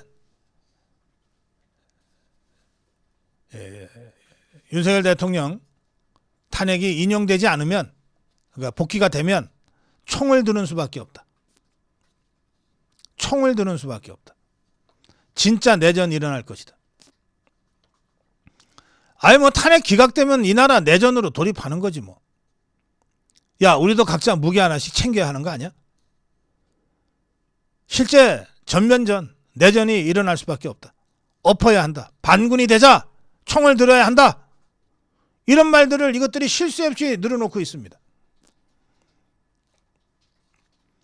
이렇게 떠들어대자 당연히 이것들도 생방송이니까 실시간 채팅창이 뜨거웠을 텐데, 이 실시간 채팅창에는 서결이가 복귀하면 전쟁이고 피 흘러야 한다. 기각되면 헌재 사람들 못 살아남는다. 진짜 시빌워다. 시빌워, 내전이다. 내전되면 죽일 놈 많다.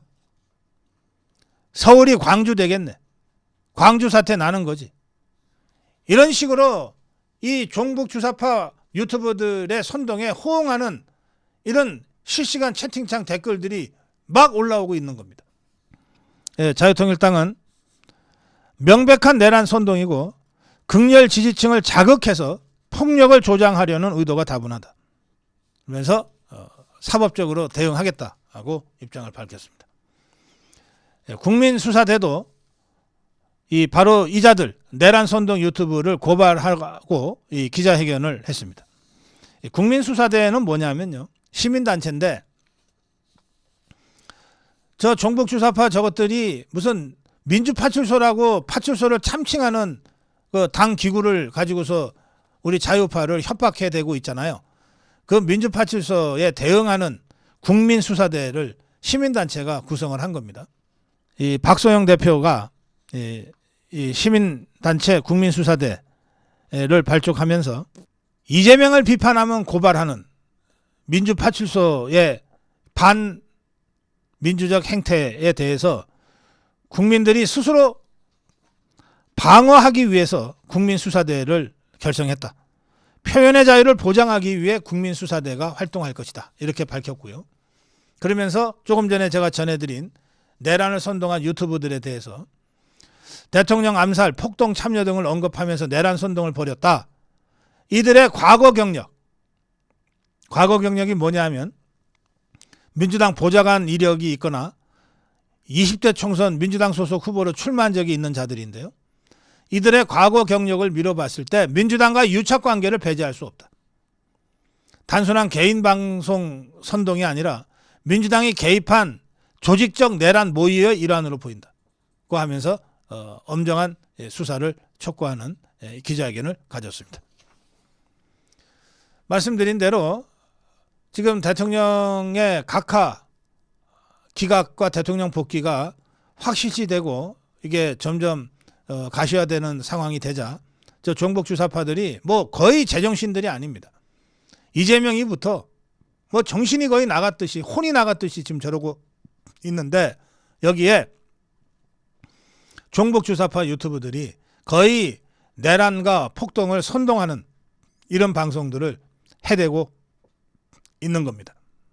이 부분에 대한 엄정한 사법적 처리가 필요하다고 생각합니다.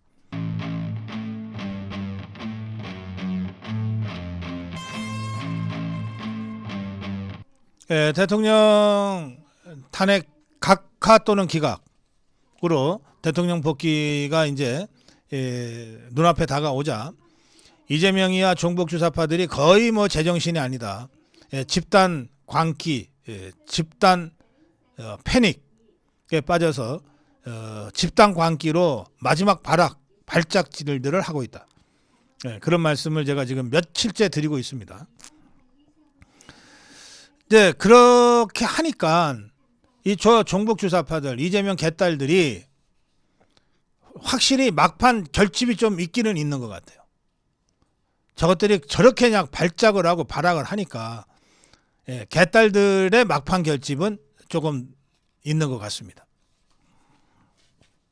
반면에 이건 다 상대적인 건데 많은 분들이 지금 샴페인 너무 일찍 따면 안 된다는 이 걱정과 우려를 지금 하고 있는데, 이 대통령의 이 각하 또는 기각을 통한 이 대통령 복귀가 이제 거의 확실시 되니까 뭔가 자유파 진영에서 좀 느슨해지는 부분들이 조금 나타나고 있는 것 아니냐.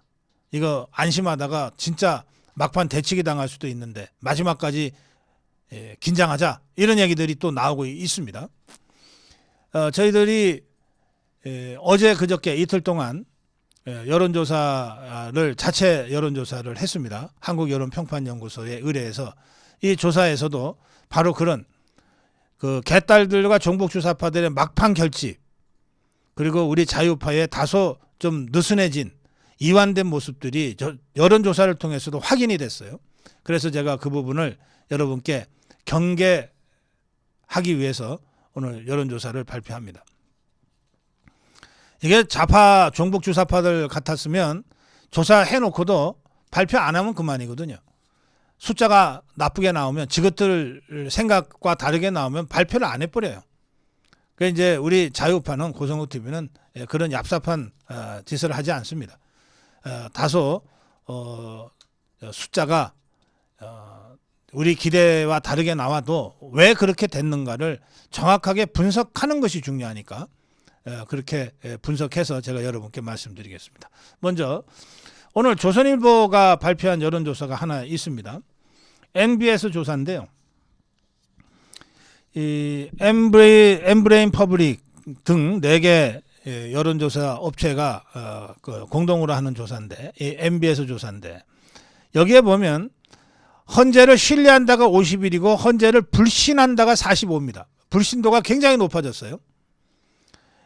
저희 조사, 잠시 후에 전해드릴 저희 조사에서도 헌재 불신이 43이 나왔습니다. 45, 43. 헌재 불신이 뭐 굉장히 높은 수준입니다. 또 대통령 탄핵과 관련해서 이 NBS 조사는 대통령 탄핵을 반대하는 기각해야 의견이 39로 나왔다고 하는데, 이 39가 상당히 그 숫자가 높아졌다는 거예요. 그러니까 반대가 점점 높아졌다, 이런 뜻입니다. MBS는. 근데 이 조사 관련해서 우리 자체 조사에서는 대통령 탄핵 반대가 42 나왔습니다. 그러니까 MBS 조사보다 저희 조사가 조금 더 우리 자유파 입장이 더 잘 반영된 그런 조사라고 할 수 있는데, MBS 조사에서조차도 헌재 못 믿겠다가 45고 대통령 탄핵 반대가 39까지 나올 정도로 막판 여론이 대통령 탄핵 반대 쪽으로 모아지고 있다는 것을 조선일보 MBS 조사를 통해서도 우리가 확인할 수 있습니다. 자, 이제 저희가 자체 조사한 한국여론평판연구소의 조사를 설명드리겠습니다. 설계도 좀 보여주세요. 저희 조사는 표본 오차가 플러스 마이너스 3.1%포인트입니다. 그리고 응답률이 7.4 나왔고요. 그리고 이 조사는 중앙선거 여론조사심의위원회 여심의의 홈페이지에 가서 여러분들 확인하실 수 있습니다. 하루 후, 내일부터는 구체적인 로 데이터까지 여심의 홈페이지에서 확인하실 수 있습니다. 먼저 대통령 지지율입니다. 대통령 지지한다 44입니다. 대통령 지지한다 44. 이거는 지난번에 비해서 약간 떨어진 겁니다. 지난번에 47인데 44가 됐으니까 약간 떨어진 겁니다. 저는 이 부분이 약간 우리가 느슨해져 있다라고 하는 것을 보여주는 지표라고 생각합니다. 물론 오차범위 아니기 때문에 뭐 별거 아니다고 할 수도 있지만, 이 미미한 차이에서 어쨌든 우리가 약간 좀 느슨해져 있다는 것을 저는 느껴야 된다고 생각합니다. 다음 정당 지지도입니다. 정당 지지도는 국민의힘이 40입니다. 대통령 지지율이 44가 나왔고 정당 지지율이 40이 나왔으니까 이거는 거의 모든 조사에서 나오는 것과 똑같이 대통령 지지율보다 다 약간 낮게 국민의힘 지지율이 나오는 그 추세를 똑같이 보여주고 있습니다. 국민의힘이 40, 더불어민주당이 37입니다. 더불어민주당은 좀 올랐어요. 그러니까 이것도 확실히 저것들이 마지막 발악을 하니까 막판 좌파 결집이 이루어지고 있다고 하는 것을 보여주고 있는 겁니다. 대통령 탄핵 관련된 찬반인데 대통령 탄핵 반대 42입니다. 42. 이것도 탄핵 반대가 약간 좀 떨어졌어요. 탄핵 반대가 약간 좀 떨어졌습니다. 지난번에 47에서 40이니까 약간 좀 떨어졌습니다. 이것 또한 우리 자유파 진영이 이제 이겼다고 안심한 나머지 나오는 약간의 그 방만함, 약간의 느슨함, 이완 이런 것들이 나타난 현상이라고 저는 해석합니다. 헌법재판소 신뢰도와 관련해서는 43%가 신뢰하지 않는다. 43%가 신뢰하지 않는다. 이것은 MBS 조사보다 신뢰하지 않는다가 더 높게 나온 헌법재판소 신뢰도와 관련해서는 거의 모든 여론조사에서 40% 이상대가 신뢰하지 않는다고 나오는데 이번 한국여론평판연구소 조사에서도 똑같이 나왔다는 겁니다. 자, 마지막으로 국민의힘의 행보평가가 있는데요. 더불어민주당 행보평가하고 같이 띄워주세요. 이걸 보시면 국민의힘의 행보에 대한 이 평가가 긍정이 28밖에 안 돼요. 국민의힘이 영 마음에 안 드는 거예요, 지금. 국민의힘이 잘한다가 28, 잘못한다가 68이에요. 반면에 더불어민주당을 보십시오. 더불어민주당 행보를 보면 더불어민주당 잘한다가 45야. 잘못한다가 51. 그러니까 이 더불어민주당 저걸 보시면 더불어민주당 이 이재명 개딸들은 어쨌든 지것들 딴에는 최선을 다하고 있는 거예요. 그리고 이재명이하고 개딸들하고 더불어민주당이 거의 한 몸처럼 움직이고 있는 거예요, 지금. 반면에 국민의힘은 대통령과 완전히 따로 놀고 특히 양권, 쌍권이 권영세, 권성동이가 아무것도 안 하고 있기 때문에 사사건건 엇박자를 내고 있기 때문에 국민의힘 잘한다는 평가를 할 수가 없는 거예요. 대통령 지지를 44, 이번 우리 조사에서는 44가 했는데 대통령 지지한다는 사람들도 절반 가까이가 국민의힘은 못 봐주겠다고 지금 대답하고 있는 거거든요. 그래서 이 최근 대통령 이 막판 이 지지율이 약간 좀 떨어지거나 탄핵 반대 그 지표가 약간 떨어지는 거는 결정적인 것이 국민의힘의 헤매기 때문이에요. 국민의힘이 엉뚱한 짓을 하기 때문이에요.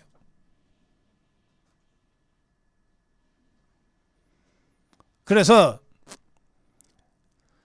12월 14일 대통령 탄핵도 당시 국민의힘 지도부였던 한동훈과 그 쓰레기들이 집단 배신하면서 대통령 탄핵시켰는데 이제 한 2달 넘게 정말 자유파 국민들이 목숨 걸고 싸워서 3달 이상 간신히 이제 대통령 이 복귀 할 수 있도록까지 지금 만들어냈는데 이 막판에 국민의힘이 또 한 번 대세를 그리칠 수도 있는 엉뚱한 짓을 지금 하고 있다 라고 하는 것을 이 여론조사가 보여주고 있는 겁니다.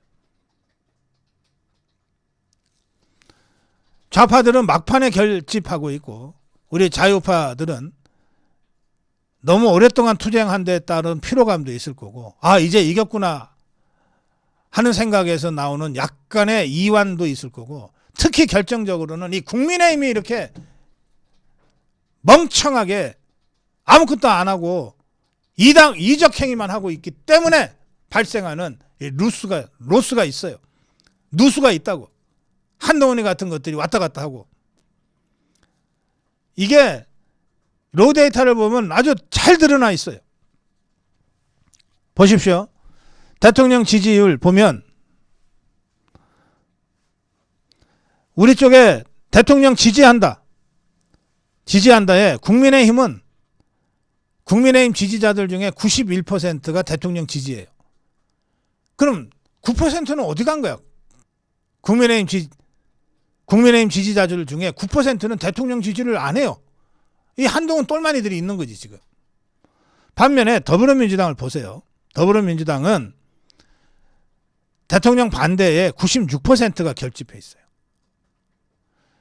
더불어민주당은 거의 일사불란하다는 거예요 지금. 탄핵 찬반과 관련해서도 더불어민주당 지지자들은 94%가 탄핵 찬성이야.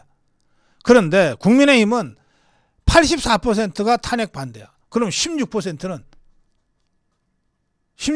어디 간 거야 도대체? 그만큼 우리가 느슨해져 있다는 거예요. 대통령과 국민의힘이 한 몸으로 되어 있지 않다는 거예요. 그럼 이 책임을 직무 배제돼서 아무것도 할 수 없는 대통령한테 그 책임을 물을 수 있어요? 국민의힘 지도부가 이게 엉뚱한 짓을 하니까 이런 일이 벌어지는 것 아닙니까? 그래서 국민의힘 최근 행보 아까 잘하고 있다가 28%밖에 안 된다고 그랬죠. 이 국민의힘 지지자들 중에서도 국민의힘이 잘못하고 있다가 34%나 나와요. 국민의힘은 지지하지만 이게 내가 잘해서 지지하는 거 아니야. 34%예요. 반면에 더불어민주당 아까 더불어민주당 45가 잘하고 있다고 그랬잖아요. 더불어민주당 지지자들 중에서는 92%가 더불어민주당 잘한다고 답변하고 있어요. 결국 이 탄핵 정국의 막판의 최대 변수는 국민의힘의 지도부와 국민의힘의 무능인 거예요. 더불어민주당과 국민의힘이 달라도 너무 다른 거예요 지금. 더불어민주당 이재명과 개딸과 국민의힘이 완전히 똘똘 하나가 돼서 마지막 발악이건 발작이건 어쨌든 함께 움직이고 있는 거예요. 그런데 우리 쪽은 대통령은 지금 아무것도 못하는 상태 아닙니까? 자유파 국민들이 최대한 광화문에서 여의도에서 전국 주요 도시에서 결집하고 있는데 국민의힘의 절반쯤 되는 국회의원들이 결합해서 투쟁하고 있을 뿐 권영세, 권성동을 비롯한 절반쯤은 아예 딴짓하고 있거나 이 상황에서 조직위원장이나 챙기고 있거나 아니면 김상봉이 같은 자 하나도 처리하지 못하고 있거나 그런 상황인 거예요. 이런 상황에서 여전히 국민의힘 소속인 한동훈이가 자기 대권 어쩌고 저쩌고 하면서 국회의원들 몇 놈 데리고 다니면서 지금 저러고 있는 거란 말이에요. 이것조차 하나 제대로 처리하지 못하고 있으니 이 탄핵 마지막 국면에 정말 모든 힘을 다 모아야 될 이때에 결정적으로 국민의힘 지도부에 이탈이 있다는 겁니다. 그것 때문에 마지막 대통령 지지율이나 탄핵 반대 지표에서 우리 쪽이 약간 빠지는 것으로 나타나고 있다는 거예요. 물론 이렇다고 해서 대통령 기각, 각하와 대통령 복귀라는 대세가 꺾일 거라고는 저는 생각하지 않습니다. 그러나 정말 이 상태가 방치되면 뒤집어질 수도 있어요. 이런 경각심 가져야 되고 그리고 이런 상태가 계속되면 대통령 복귀하더라도 국민의힘을 그냥 놔둘 수 없다는 거예요. 대통령 복귀하면 그걸로 모든 게 끝납니까? 그때부터 새로 시작인데 대통령 복귀하면 국정 운영해야 될 거 아니에요. 집권당, 여당의 뒷받침 없이 대통령이 뭘 할 수 있겠어요. 그런데 이 국민의힘 이대로 놔두고 어떻게 대통령 국정 운영을 제대로 보좌받겠냔 말이에요. 오늘 저희들 한국여론평판연구소에 의뢰한 자체 여론조사의 함의는 두 가지입니다. 첫째는 우리가 이기지만 막판 다소의 느슨함이 있다. 경계하자. 저 종북 주사파들 막판 결집이 이루어지고 있다. 저걸 분쇄하자. 하려면 저 막판 결집하고 있는 저 종북 주사파들의 마지막 발악을 분쇄하려면 우리의 안이함과 느슨함을 떨쳐내고 진짜 마지막 승부에 나서야 한다. 더 긴장하고 경각심 가져야 된다. 이게 하나고 두 번째는 이 상황에서 결정적으로 우리에게 부담을 주고 있는 게 국민의힘의 지도부다. 따라서 이 국민의힘 지도부, 국민의힘 절대 다수의 이 무능하고 안이한 이 행태에 대해서는 대통령 복귀 후라도 절대 간과하지 말고 근본적인 개혁을 통해서 완전히 환골탈퇴시키지 않으면 안 되겠다고 하는 것을 탄핵 정국에서 우리가 다시 한번 적나라하게 확인하고 있다. 이 두 가지를 오늘 저희들이 자체조사한 한국여론평판연구소의 조사 결과를 보면서 여러분들이 인식하시길 바랍니다. 정론 일침이었습니다.